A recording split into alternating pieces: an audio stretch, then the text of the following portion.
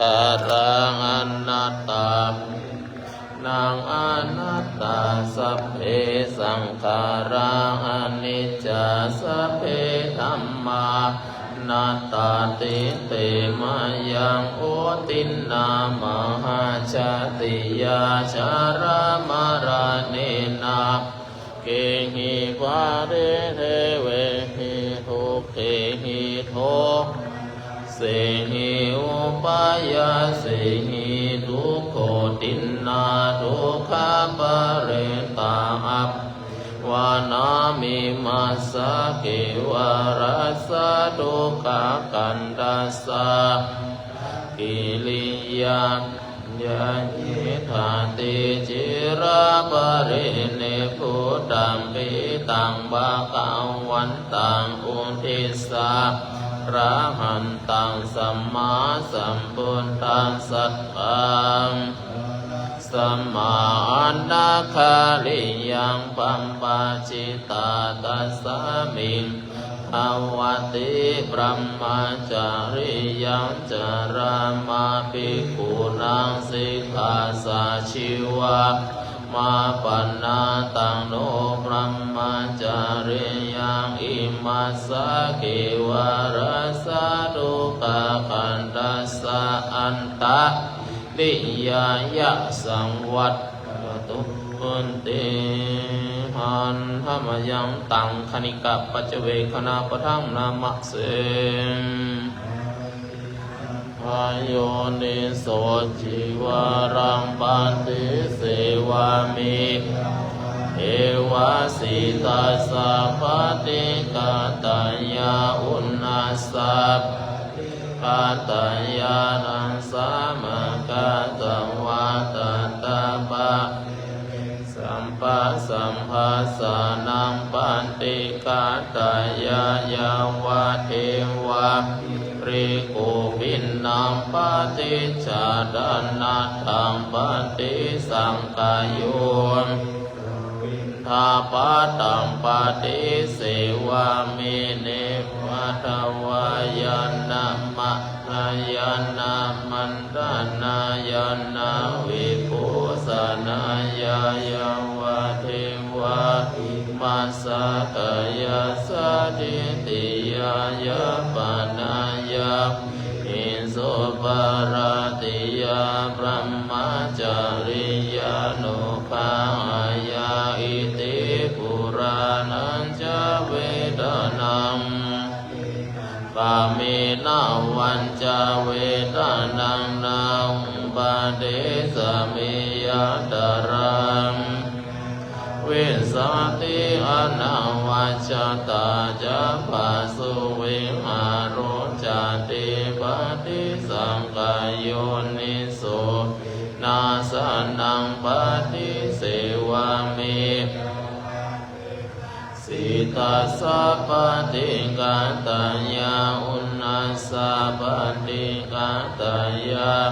สัมมาคาตวะตาตาปัสสิริสัมปัสสัมปัสสานังติกาตายายาวะเทวะตุปาริสยาวิโนทนังปฏิสันลานนารามาตัมปฏิสังกายโยนิโสกิลานับจยาภิสัญชาปริคารังปฏิเสวามิเอวะอุปนานาวัยยะปฏิกานังเวดานามันติกาตายาปัญญาปัญชารมาตายาติภาหุสังหัสสัมมาพินนิมิตตัสสะวุทันตังตัสสะสินามารังนานาทิธรรมังเวทินนา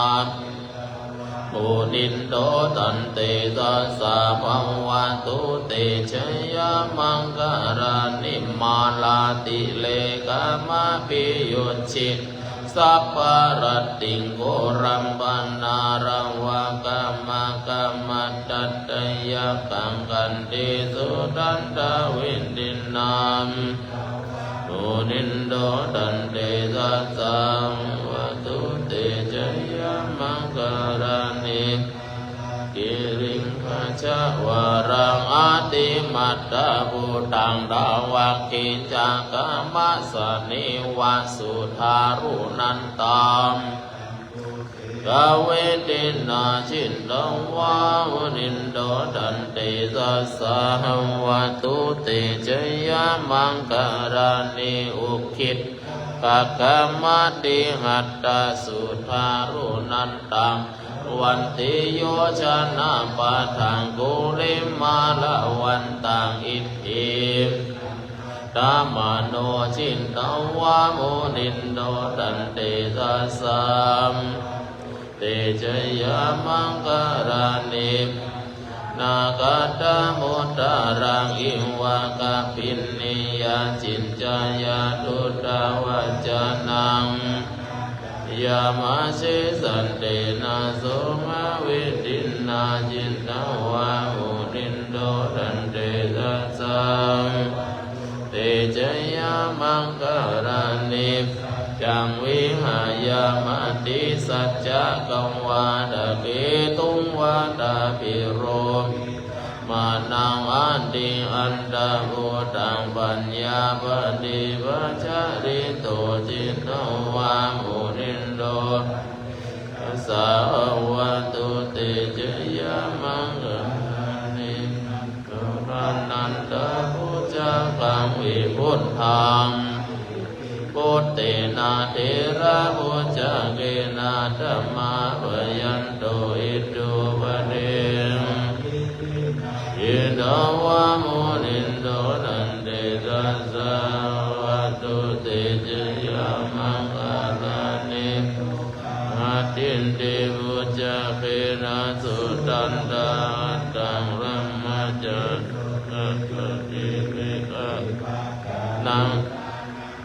นาคาเทนะเวตินาชินตวามตันเตสัสสะวัตุเตมังการานิปิพุทธาชยมังการาอัตตะกตโยวะอินนาริเนสารเตมาตันเตตวานาเนกเวเวทานิจุปัตวานิโมขังสุขังอติกามายานาโรสะปัญโยมหากรุณิโกนาโทสัพพะปานินัมปุเรตวะบารมิสัมปะปะโตวิมุตตมังเอเตนะสัจจวัจเจนะโหตุเตชยมังการัจจยันโตโพธิยังกายนานันเดวัตโนเอวังอวังวิจโยหิจยสุมังคาเลอภาราจินตัมปันลังเกสิเสภะทังวิปุคเลปะพุทธานังอังคัปปะโตวะโมทันติสุนัขขตังสุมังคารังสุภาวะตังอันติตังสุขโนสุมุตโตจะสุยิตังพระมจาริสุทักขินังกายกัมมังวาจากัมมังปัญญกินังนะมโนกัมมังปณิทิเตทักขินาทักขินานิกัตวานาเอวะทักขิเนเมตตัญจสัพพะโลกัสสมิงมานาสัมภวเยมานาอุทังอโตจติริยัญจาอาเวรังอสัพพตันติทัญจารันนิสินโนวะยโนวะยวะตัสสะวิกาตเมนโตอิตัสสะติงอติตยะพระมะหารังอิตังอาหุติติจานุปกัมมสิลาวานะเนนะสัมปันโนวินัยเกตังนาหิจาตุ กัปปัสสยังเรติติกรณียังเมตตาสุตังอิรูปักขิอิเมเมตังเมตตังเอราบ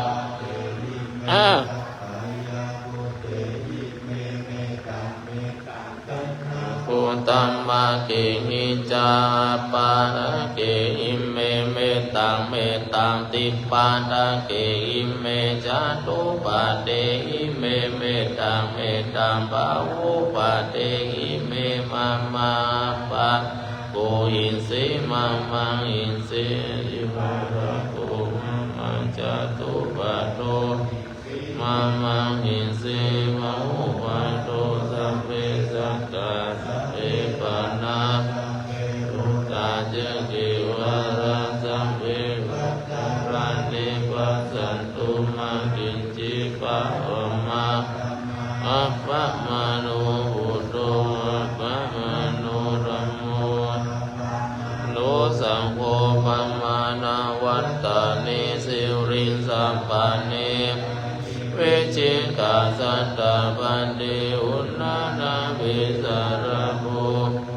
กากันตาเมระกากันตาเม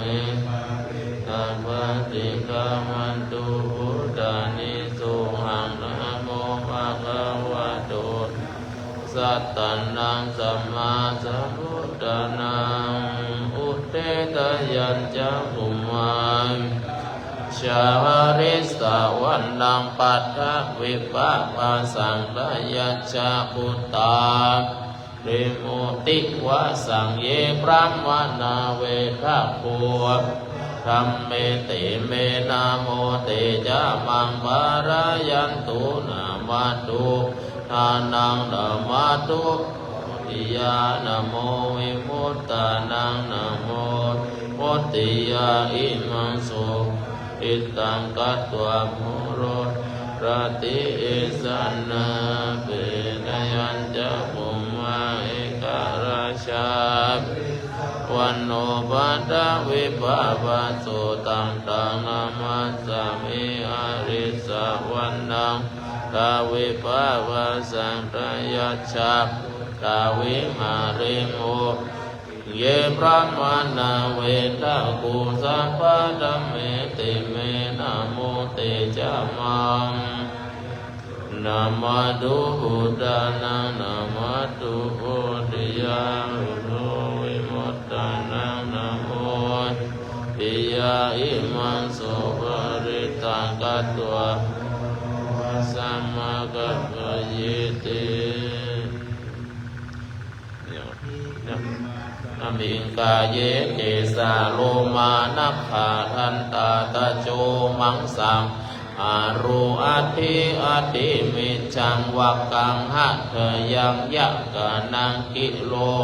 กัมปิหากัมปัปภาสังอันตังอันตะคุณนางอุทธะยังกะริสังปิตังสิมหังปุพโพโลหิตังเสโทเมโทสุวัสสะคิโลสิงคานิกาปิตามุตตังมัตตะเกมัตตะลุงพันติ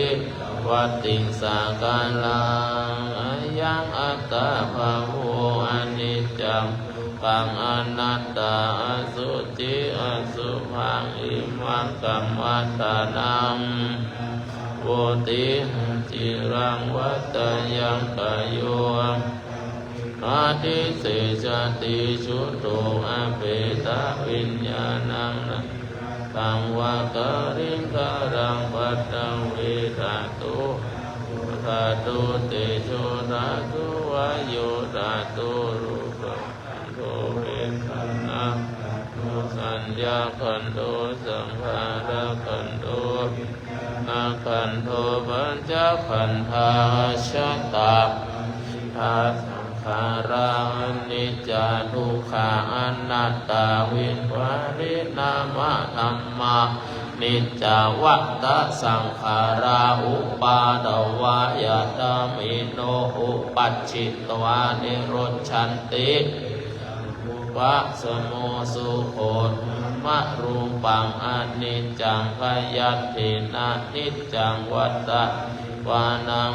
มารูปังทุกขังขยัตถินะสุขังวัตตะวานังนามารูปังอนัตตาอัสสารกัตถินะสารังวัตตะวานังมารูปังนิจจังนามารูปังทุกขังนามารูปังนัตตานิจจังวัตตะนิพพานังสุขังวัตตะปานังสารังวัตตะนิพพานังนิพพานังปารมังสุขังสุโขพุทธานังสนาสุขาสังคัสสะสามัคคีสามัคคานังตะโพโอคัตติโยสิทธุชเนตัสสมิงเยตาปฏิชายิโนวิชาจารณะสัมปันโนสุสินโตเทวะเสถิวาตาปฏิอาติโจรติมาปฏิจันติมาโอคัตติโยตาปฏิมโนอัตตาสัพพะมหุรัตตะสัพพะติเตจัสสะอินตาจตาเทวะจตาจตามหาพรหมจตาอิสิจตามาอิสิจตานิจตามหามุนิจตาริสาจตามหาปุริสาจตาวัตติจตามหาจักรวัตติจตาจตาวัตติกาพุทธจตาอรหันตจตาสัพพสิทธิชาธารนังจตาสัพพะกาจวิญาณังจตาสัพพะโลกาทิปติญาณังจตาเอเตนะ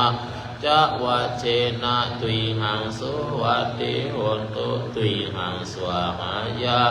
โมพุทธัสสะนะโมธัมมัสสะสังฆัสสะสยะทิทังรูปุโรสหะ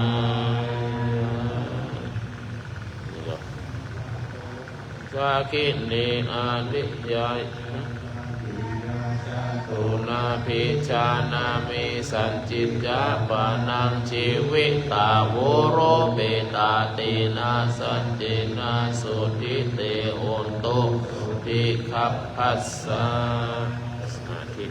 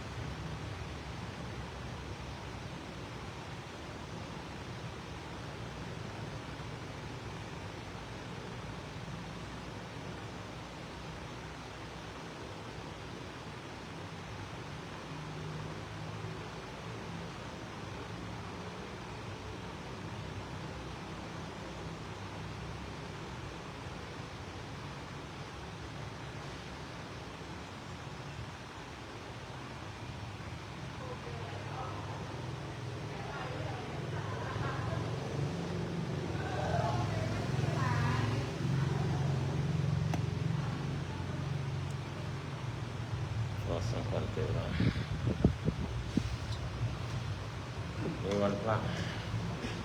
อิตังตานากัมมังนิพพานาปัจจโยโหตุโนนิจังอิตังศีลากัมมังปานาปัจจโยโหตุโนจังอิตังภาวนากัมมังนิพพานาปัจจโยโหตุโนจังยังกินเจกุสาลังกัตตาภังกัมมังเอหิกาตังปุญญังโนอนุโมทันตุสุนันตุโหนโตเยวะอัสสมิงทาเนอาภิคาตากายโยกาสัทธาโหนตุสัพสัตตานังสุขีอัตตานังปาริหารันตุมาตาตาสุขิตาโหนตุตุกามุนจันตุสัพเพยตากาสุขิตาโหนตุข้าพระมุนจันตุสัพเพอะยะตากาสุขิตาโหนตุตุกามุนจันตุสัพเพปิสาสัพเพยัคฆาสัพเพเปตาสุขิตาโหนตุตุกามุนจันตุสัพเพคัตตาสุขิตาโหนตุตุภาภามุนจันตุสัพเพเทวาขิตาโหนตุตุภาภามุนจันตุสัพเพอาจาริโยปัจจยสุขิตาโหนตุภามุนจันตุสัพพะสัมปตินังสัมมิชันตุโรกยาปะละมาลาภาปิปะระมาตานังวิสาสะปะละมายาติปานังปะละมังสุขัง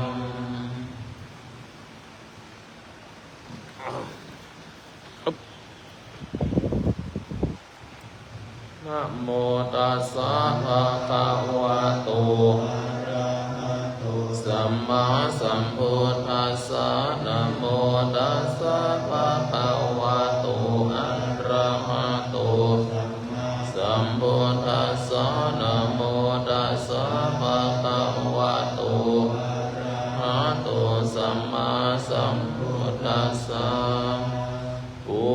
ชนิยังมหาเจติยังสัทธานังบุญดังสัสสเนมโนอาราสโมทานังโลกโมดิติเวสุตังปิสิราสะสัตโตสัมมาหิโตนะมามิหังมินามัมมังนาสุขิโตโหมินิพพโยติ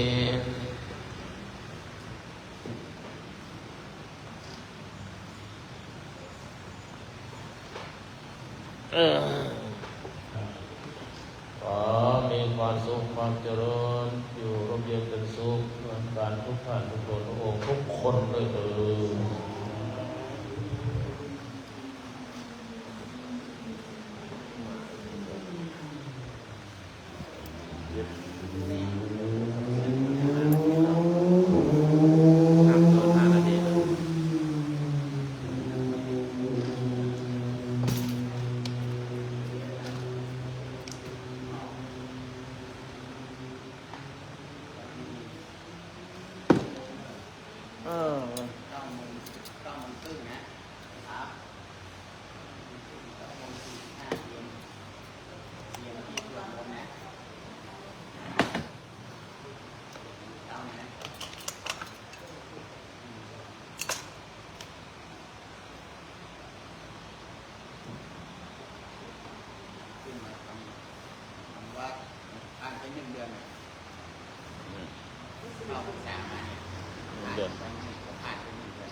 วัดถึงเกินเดือน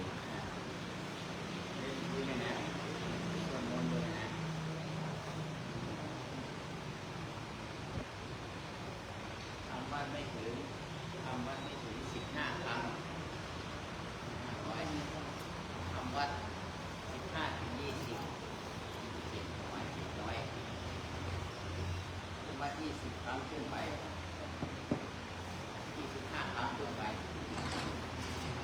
พี่น้องพัน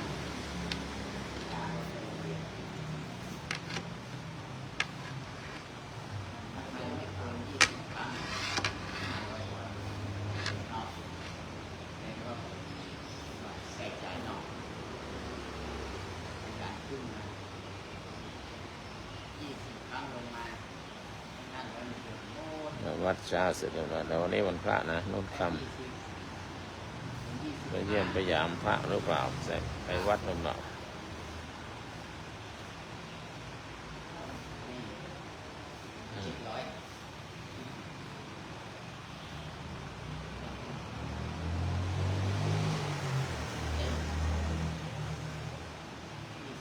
ขึ้นไป1,000 30 วันตามมานี่ไปมีบ้าง2ระยะปีได้ไหมครับเป็น35-30 วันในบางทีวันเลย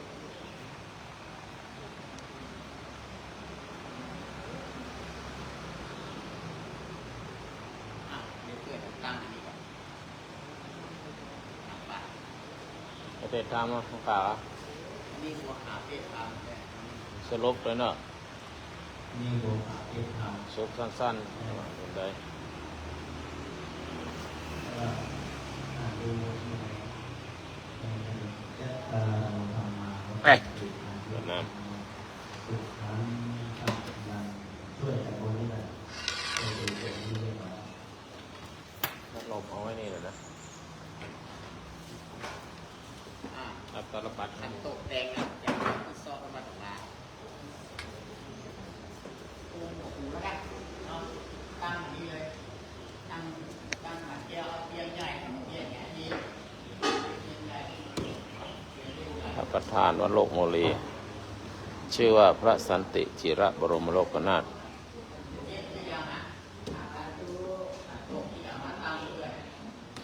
แม่ปานีผมนอนวัดเนาะ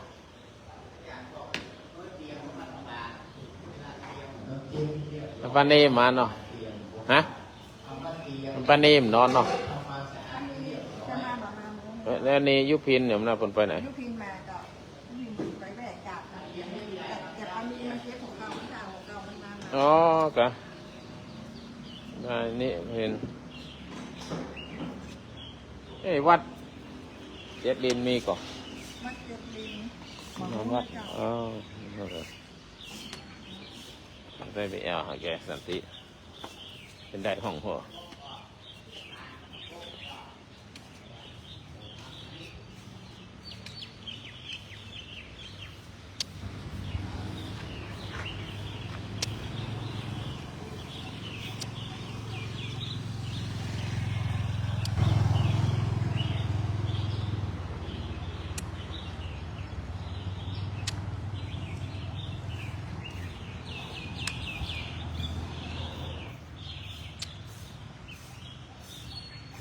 วัดโลกมลียามเช้า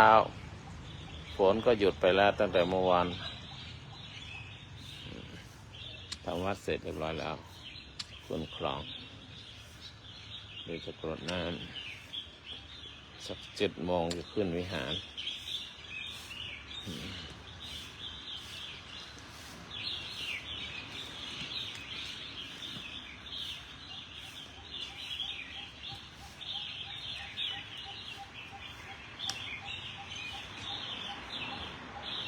ฝนน่าจะหยุดแล้วนะน้ำยังไม่มาจะซื้อกระถางเปลี่ยนนี่ยังไม่ได้ซื้อนะตั้งใจไม่ได้จะทำตั้งใจไว้เลยทำ แก้วฝนหยุดแล้วฝนหยุดแล้วนี่จะเก็บกันฝนเก็บมันไม่เสริมเปี้ยนเอาน้ำมา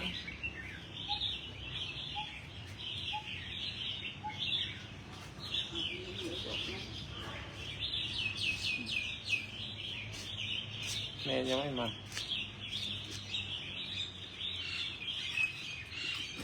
ต้องปิดเอาเข้ากลางไว้ที่ไหนไม่ก็ได้ปุ๊บไว้แถวนี้ก็ถ้าฝนตกค่อยมาใช้กิ่งเนี่ยอยากให้ใครเอาออกอันนี้เงินเดือนออกแล้วนะลดไปเท่าไหร่นะ5 แล้วมั้ง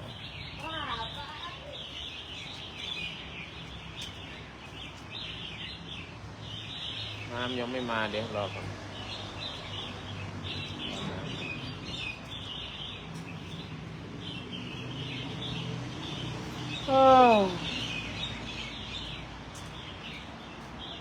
รีบทำในนี่ก่อนเดี๋ยวคนมาทำบุญแล้วเก็บกวาดยังไม่ได้ทำ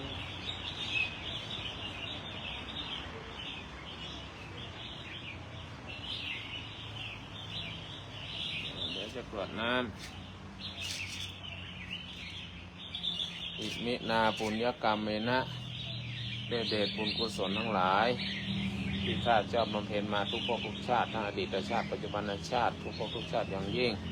บุญสัมมาปฏิบัติบุญมรรคมีองค์8บุญทานศีลภาวนาศีลสมาธิปัญญาบุญปริยาทุ3บุญปริยาทุ10บุญเนกขมบารมี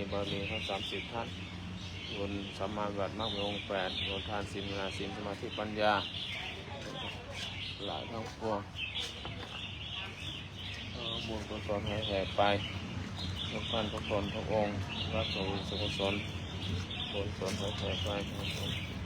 ผู้ส่งข้าพเจ้าเกิดอันเป็นพ่อเกิดไม่เกิดและขันผูกมาจารย์เราบุญกุศล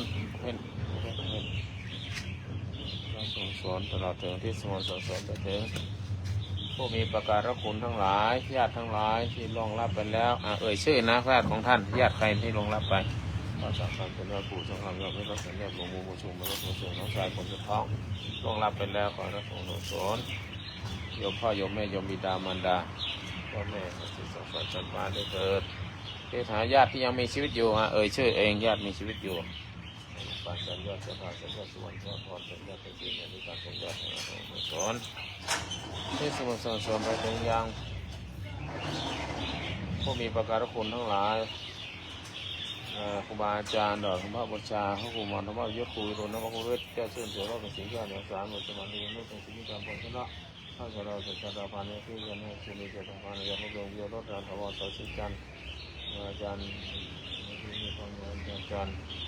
หมอจรเชียงใหม่และครูบาอาจารย์ในอินเดียที่ล่วงลับไปแล้วเขาสุดสวรรค์จันทร์ฟ้าที่มีชีวิตอยู่เขามีแต่ความสุขความเจริญที่สมุทรอดีตเจ้าวาดพระสุทธิ์ทรงสมเด็จพระเจ้าพระเนรทั้งหลายของวัดหลวงบุรีมรณภาพไปแล้วในอดีตขอ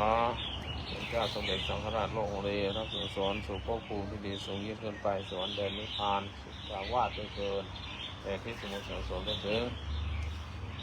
เทวดาทั้งหลายโลกเลยครอบภูขาวพญานาคราชยาสีกเพียไปยุคุมพันธ์ด้วยสวรรค์ภูสีทรงนันตนาคราชพระราชสอนแต่ที่สมุทรสงหาทุกท่านทุกตนองค์ที่สมุทรสงไปหากุมารไข่หลวงปู่ทวดหลวงปู่ดูหลวงปู่ทองหลวงปู่บุญหลวงเสียงเขียวหลวงปู่พระสุสานแดนสุขาวาสได้เกินลูกพระเทวากาสวิมพระกาเทวดาภูมิเทวดาจตุมหาราชิกาเทวดาสาวติงสาเทวดายามาเทวดาสุสิกาเทวดาหิมานาทีเทวดาพระนิมิตาโสตตีเทวดา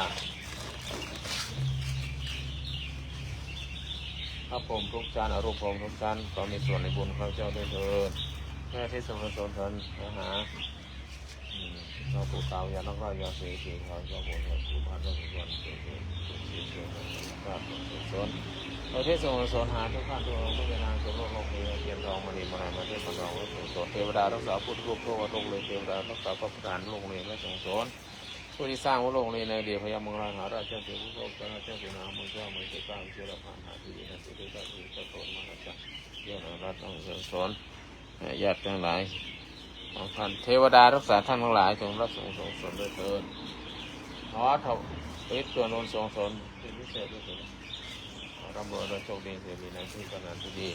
ขอถวายเป็นพระส่วนลดเก้าในการที่9พระองค์ท่านเสร็จสงสวรรค์การไหลสิ่งถึงนี้ไป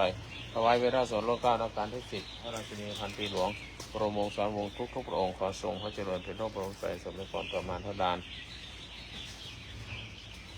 ตลอดถึงซอยเวลาทรงสมเด็จเจ้าฟ้าหญิงพระเจ้ากิติยาภาพระองค์พาขอทรงหายจากพระพุทธชนถวายเป็นพระกุศลสมเด็จสังฆราชมหาเถรสมาคมทุกพระสังฆาธิการทุกระดับชั้นให้ทรงสำเร็จพวกเราที่นอกราชอาณาจักรมีแต่ความสุขความเจริญแต่ที่สมบูรณ์สนทนทุกตนพระองค์และขอที่สมบูรณ์สนทหายานายกรัฐมนตรีคณะรัฐมนตรีคณะผู้บริหารกระทรวงทบวงกรมกองแพทย์หมอพยาบาลครูบาอาจารย์ทั้งหลายเทพบุตรเทวดาทั้งหลายทหารตำรวจตชดและทหารที่อยู่ชายแดนเรามีแต่ความสุขความเจริญพร้อมทั้งที่สมุนสงสมทหารที่เสียชีวิตไปแล้วคนละเรือนทั้งหลายในศึกสงครามเขมรที่ผ่านไปนี้เราไปสู่สวงสวรรค์ชั้นฟ้าทุกท่านทุกคนที่ร่วงรับไปแล้วทั้งสงสนพบสุขภูมิที่ดีได้ที่สมุนสงสมพระราชบริพารในบัตรสมเด็จเจ้าอยู่หัวทุกท่านทุกคนและคณะองค์คมนตรีประธานองค์คมนตรีคณะสสคณะสวประธานสสสสวผู้นำฝ่ายค้านคนที่ปัญญาบริหารตุลาการเขามีแต่ความสุขเดินคนจิตอาสาทุกท่านมีความสุขเดินสรรพสัตว์ทั้งหลายร่วมเรียนเป็นสุขและมนุษย์ทุกคนในโลกนี้มีสันติสุขอย่าได้มีภัยสงครามขอให้อยู่ร่วมเรียนเป็นสุขอย่าได้มีภัยสงครามความสุขความเจริญเหมือนกันท่านทุกคนสันติสุขสันติภาพจงเกิดขึ้นท้ายที่สุดขอข้าเจ้าและเพื่อนๆทุกคนที่อยู่ในห้องนี้จงมีแต่ความสุขความเจริญร่มเย็นเป็นสุขเข้าถึงธรรมสูงยิ่งไปอายุวโนสุขังพลังสาธุสาธุโมทามิสาธุสาธุอนุโมทามินี่วัดโลกมือวิหารโลกเลยที่ทำวัดเมื่อกี้นี่คุณกรองลาไฟงานตัวนั้นรัดมาแต่เช้านะวันนี้นะคุณปลุกไม่พร้อมกับนวัตการค่ะพระอาจารย์ครูบาโคสจ้าสาธุวันนี้ท่านเราเตรียมอาหารไปวัดค่ะพระอาจารย์ดีแล้วเดี๋ยวจะรอนะคุณโยมพี่กบเอาอะไรมาวันนี้ใส่ลอกเกอร์แล้วมั้งลาบหมูผัดไฟแดงแล้วก็น้ำพริกปลาทูค่ะลาบดิบหรือลาบคั่วลาบดิบหรือลาบคั่วลาบสุกค่ะไม่กินดิบค่ะอ๋อดีดีแล้วไม่ต้องเผ็ดนะ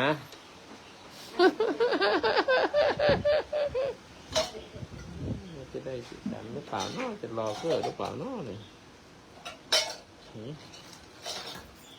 สายต้องรอเกอร์นะสายบัวรอเกอร์รอเกอร์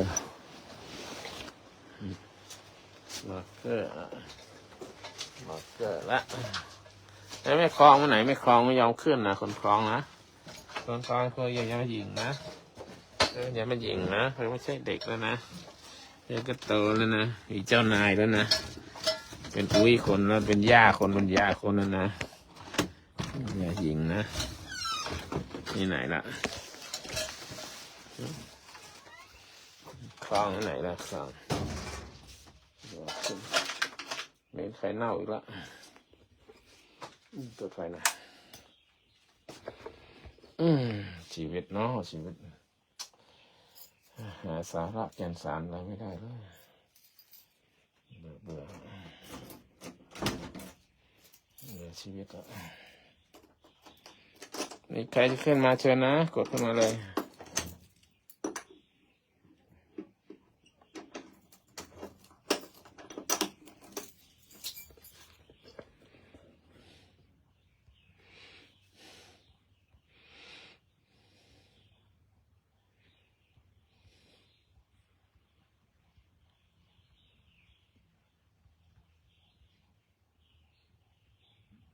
ขออะไรอ่ะ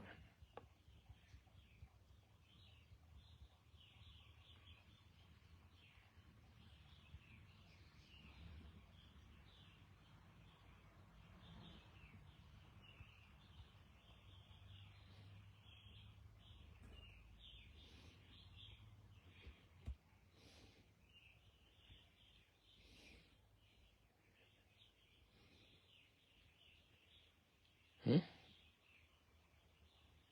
ะไรเนี่ย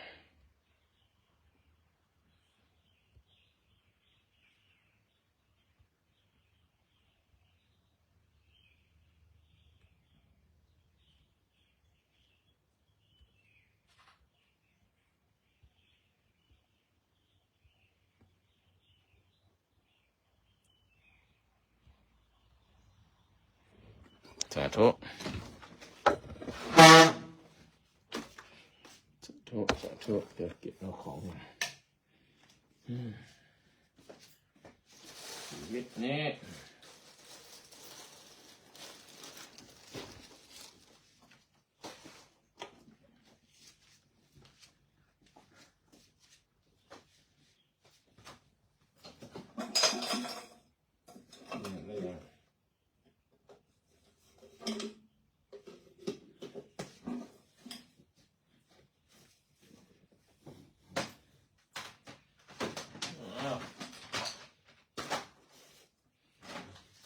คลองไหน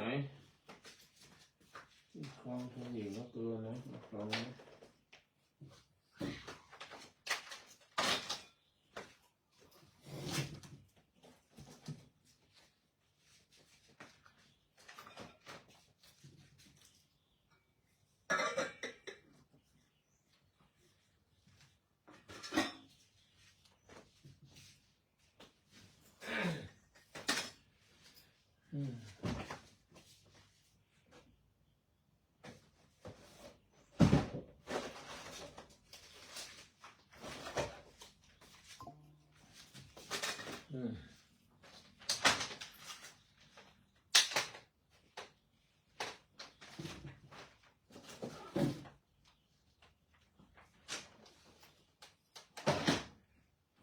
ตั้งเลย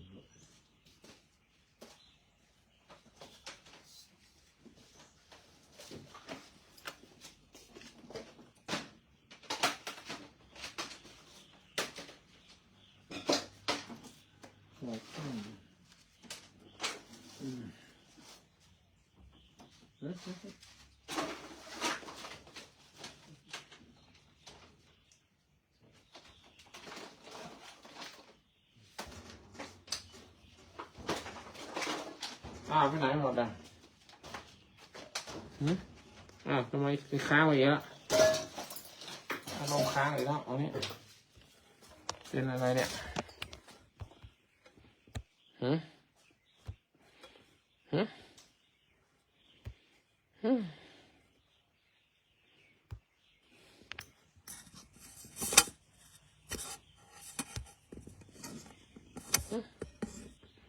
เป็นอะไรของเขา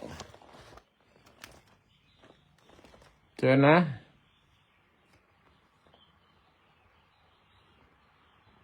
คลองชนทันหลายครั้งแล้วนะคนยิงแล้วเกินนะ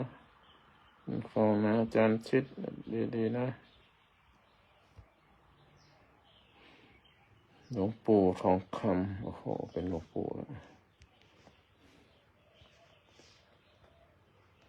นั่นเลย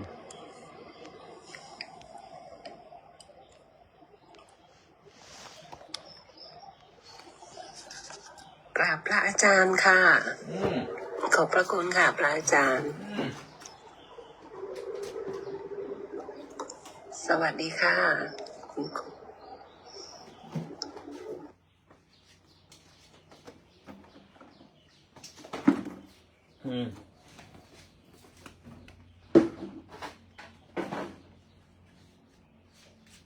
จ้า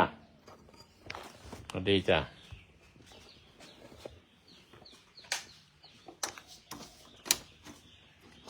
ดีจ้ะ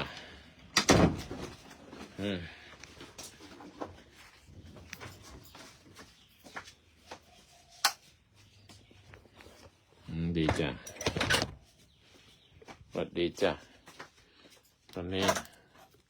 คุณครองก่อนคุยก่อนอะไรเป็นสาระอาจารย์ค่ะอะไรเป็นสาระในชีวิตของคุณครองไม่ได้ยินเสียงพระอาจารย์นะคะทำไมเป็นอย่างนี้นะก็ไม่ได้ปิดเนี่ยพระอาจารย์ไม่ได้เปิดไมค์ค่ะเปิดแล้ว ยังไม่ได้ยินค่ะ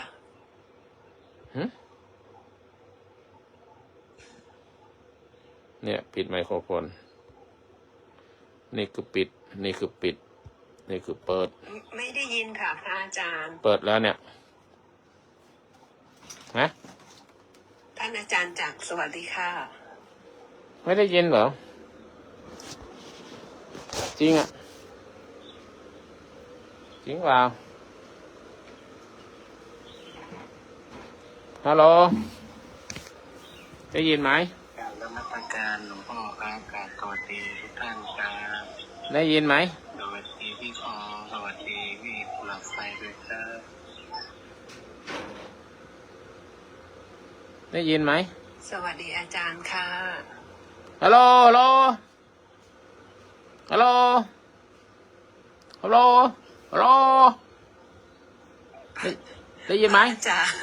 อ๋อพระอาจารย์ให้พูดพระอาจารย์ แต่หนูไม่ได้ยินเสียงพระอาจารย์นะคะ เดี๋ยวเข้าใหม่เดี๋ยว เชิญ ลง ท่าน ใหม่ อาจารย์จากแสดงธรรมค่ะ เดี๋ยวลงใหม่ ลงขึ้นใหม่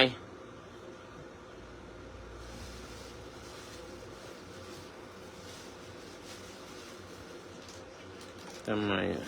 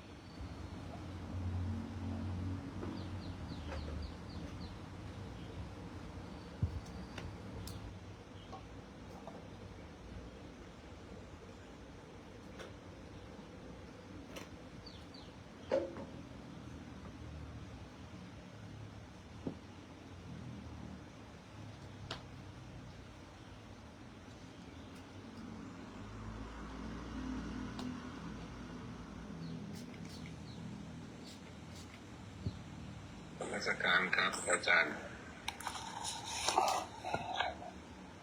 เมื่อกี้มันไม่มีเสียงไม่ได้ยินเนี่ยตอนนี้ได้ยินเสียงไหม ตอนนี้ได้ยินเสียงแล้วครับ เมื่อกี้คุณครองไม่ได้ยินเสียงแกล้งเราหรือเปล่าคนจักรขอโทษเมื่อกี้ได้บอกพูดไม่ได้ยินกัน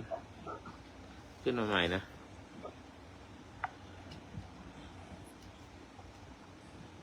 รู้สึกว่า TikTok ชักจะลวนแล้วเดี๋ยวนี้ช่วงนี้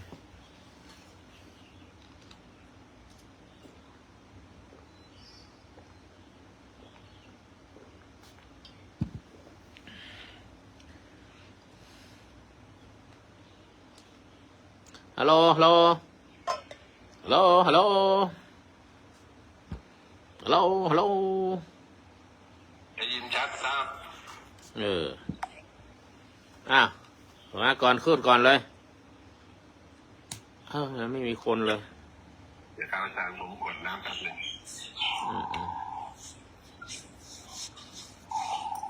นะโมตัสสะภะคะวะโตอะระหะโตสัมมาสัมพุทธัสสะนะโมตัสสะภะคะวะโตอะระหะโตสัมมาสัมพุทธัสสะนะโมตัสสะโตสัมมาสัมพุทธัสสะอิมินาปุญญาคัมเมนาโดยที่พระคุณพุทธเจ้าที่เป็นนิของที่แต่คุณบิดามารดา น